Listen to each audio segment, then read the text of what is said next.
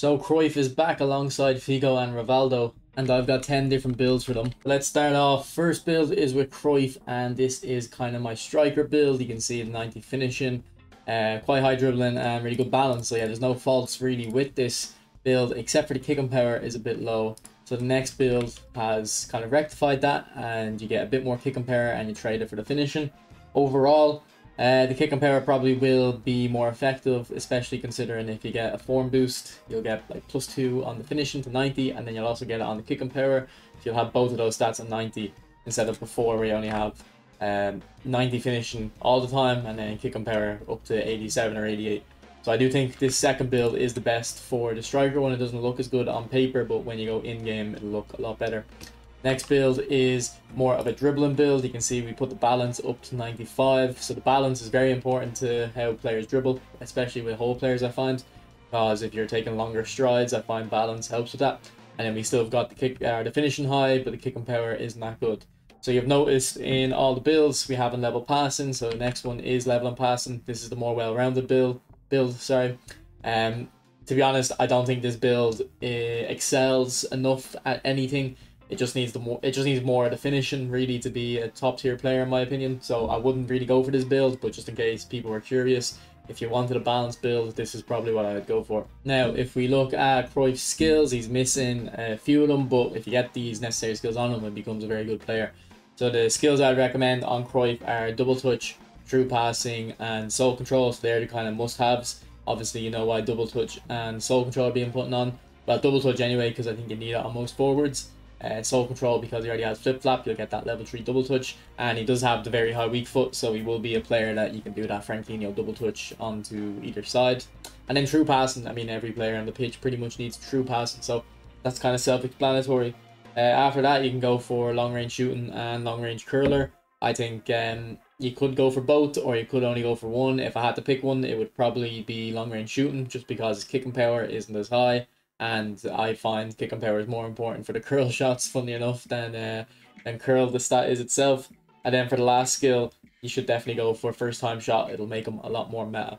So if you don't want to go for long range shooting and long range curler, the other skill you can put on him is pretty much just gamesmanship. But just keep in mind they nerfed gamesmanship a good few months back, so you don't really get fouls in the box. It's more just for fouls outside of the box. So next player is Figo, and we've got 3 builds for him. The first 2 are his kind of well-rounded builds. You can see here, if we take off the boosters, we're getting the finish to 85, and then the kick and power, acceleration and balance all above 85. I wouldn't worry about his speed. Even if you try to get his speed a lot higher, he's not going to be that fast.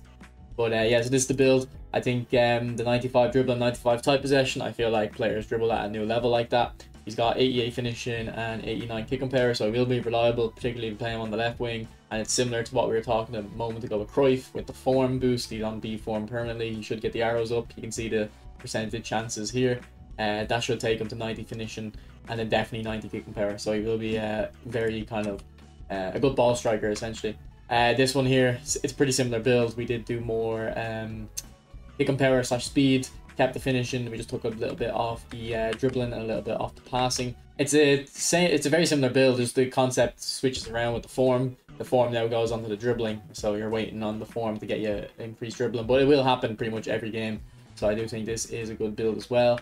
And then here is a dribbling build. Now I wouldn't recommend this, but if you've never tried a player with 100 dribbling before, yeah, Figo might be a guy to try it out with. 100 dribbling kind of gives your players a boost every time the opponent tackles. Either you dribble by them or you jump over the tackle.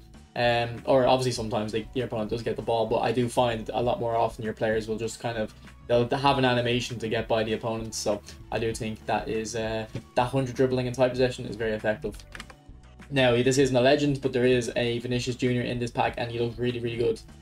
So I've thrown a build in here as well. You can see he has really good finishing. His kick and power is the only issue though. It's not quite as good, so you might want to hit some kind of finesse shots with him when you're playing him on the left. But even if you played him in the middle, I don't think the kick and power is going to make him a bad card. It's just if you wanted this guy to be kind of perfect, you would want more kick and power. So the skills for Figo, you'd want to put flip flap on him, acrobatic finishing, cut behind and turn, long range shooting, and weighted pass. I don't really think many other options. Maybe you could go for gamesmanship in there if you wanted.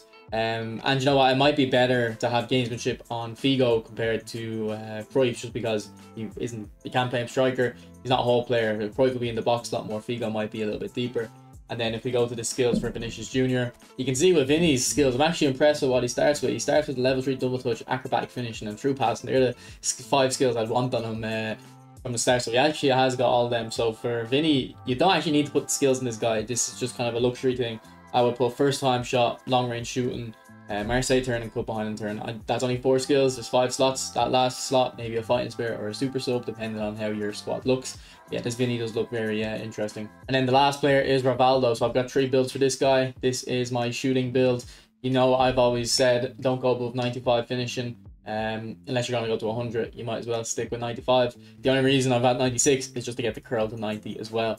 He's still got very good dribbling, good balance. So this guy is reminding me of Bellingham and Hullet in the way he dribbles. So I actually got a different version of this Rivaldo. He's a kind of tall player, and if you give a tall player good balance, they're really, really good in this game.